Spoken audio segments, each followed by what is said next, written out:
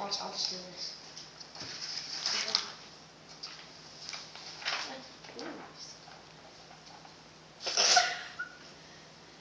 Thing of the day.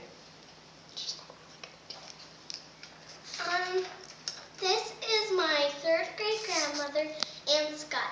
Hold up the picture. Really? She was born. You need to hold up the picture when you say that.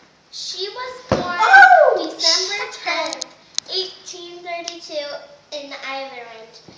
Ireland. Moved to Scotland when she was 5. Oh! Okay. It's an extra job. She started it. Ow, that actually hurt. This is Ireland.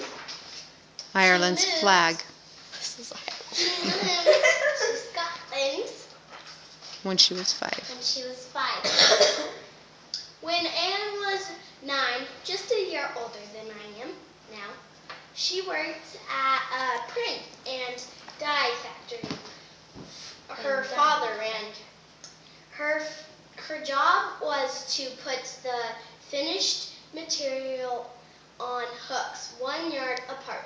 This kept her standing on her feet all day and sometimes into the night, and some nights she had to walk home by herself. She said her feet would ache so badly she didn't think she would make it all the way home. When Anne was 16 years old, she left her home, her parents, and all those she loved, and came to the U.S. She sailed across the ocean for Mississippi River. She sailed across the ocean. You skipped a line. For 6 years. It took 6 weeks.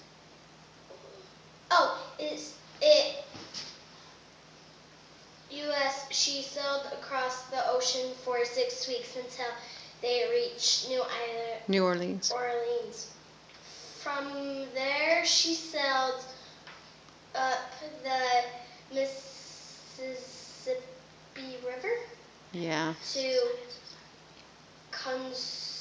Council Bluff, where she lived with Joseph Young's family for 3 years in 1850.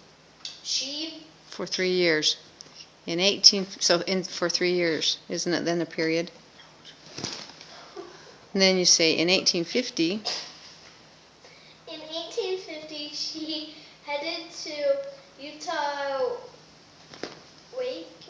walking all the way across the plains. When she arrived, All the way across the plains, and then you stop.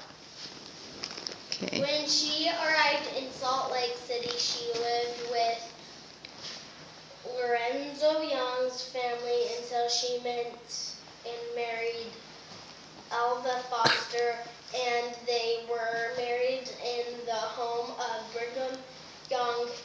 Period. Stop. Young. By 1858, they had 2 children,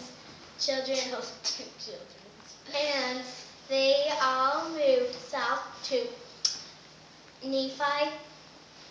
They built a small home just inside the fort wall. The fort wall was built to protect them from Indians. Ann Scott wished and cried wool and her Carded wool. Carded wool and her daughters did the spinning. She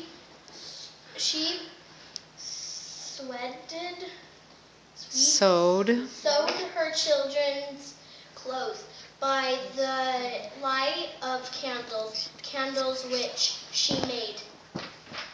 She had 8 children. 3 of them died in childhood. She experienced many trials in her life. The sad The loss. of her husband. Some years later, she remembered having 2 more children and lived a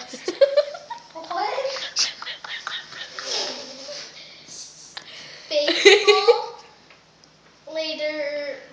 Latter-day Saints life. She was a brave and courageous woman. She died June 24th, 1900, at age 68. I'm grateful for my ancestors, and they scarred so I could live here and be a member of the Church of Jesus Christ of Latter-day Saints. I'm thankful for... That part you just need to memorize and say by heart for sure. Well, what? Just say what you're grateful Just for. say you're thankful for I'm her. thankful for My the sacrifices that they made. and all that they did, and we love everybody. She doesn't even go here. That all that they did, all they sacrificed so that I can live here and be a member of the Church of Jesus Christ. I'm grateful for the gospel. They did everything for us, and we're thankful for the gospel. And She's gonna end up name making a Jesus joke out of Christ. it.